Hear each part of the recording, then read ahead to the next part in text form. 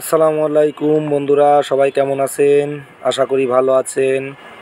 আপনাদেরকে আজকে একটা নতুন ভিডিও দেখানোর জন্য চলে এলাম। দেখুন, একটা এসি লাগানোর জন্য কত রিস্ক নিয়ে, কত কষ্ট করে একটি এসি লাগানোর প্রস্তুতি নিতে হয়। এই যে দেখতে পাচ্ছেন, 5তলা বিল্ডিং, তার মানে 6তলার ছাদ। 6তলার ছাদের থেকে দড়ি কোমরে বেঁধে নিচের দিকে নেমে এসে এই দেখুন, এই যে এসির আউটডোর অলরেডি ঝুলায় রাখছি। এই আউটডোরটি এখন লাগাইতে হবে। তো এই আউটডোরটি লাগাইতে গেলে দেখুন, আমি নিজেই অলরেডি এই যে আমি ঝুলে আসছি, দেখতে পাচ্ছেন। তো আমি ঝুলে আসতে আসতে এই যে আমি এখন এই যে বেলকুনির খাদের ভিতরে আমি ঢুকবো। এই যে বেলকুনির খাদের ভিতরে আমি ঢুকে গেলাম। এখন আমি এই এসিটি সম্পূর্ণ লাগাবো। তার জন্য আমি এই যে আউটডোর অলরেডি আগে টেনে ঝুলাইয়ে নিয়ে উপর থেকে এখন লুজ দিচ্ছে, আর আমি এই আউটডোর ধরে টেনে এই যে খাদের ভিতরে ঢুকাই দিব। এই যে টেনে আমি এই খাদের ভিতরে ঢুকাই দিব।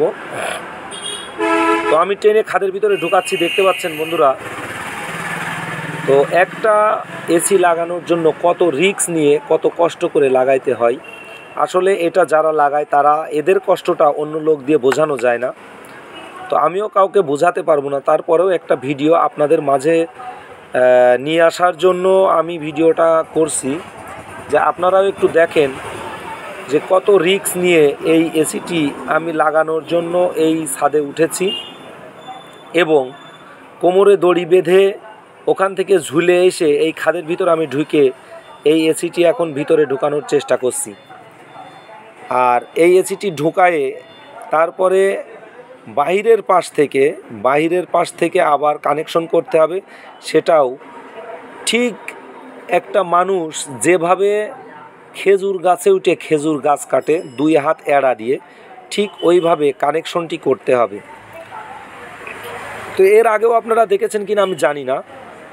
তো আপনাদেরকে আমি দেখানোর চেষ্টা করতেছি যে উপরে 2 জন অলরেডি বসে আছে ছাদের উপরে। ওরাই দড়ি বেঁধে আমাকে নিচে নামিয়ে দিয়েছে, আর আমিও নিচে নেমে এসে এই এসিটি কানেকশন করার চেষ্টা করতেছি। আপনারা দেখুন, শেষ পর্যন্ত ভিডিওটা দেখলে আপনারা বুঝতে পারবেন যে একটা এসি লাগানোর জন্য কতটুকু কষ্ট করতে হয়। আসলে কতটুকু কষ্ট করলে একটা এসি লাগানো সম্ভব হয়।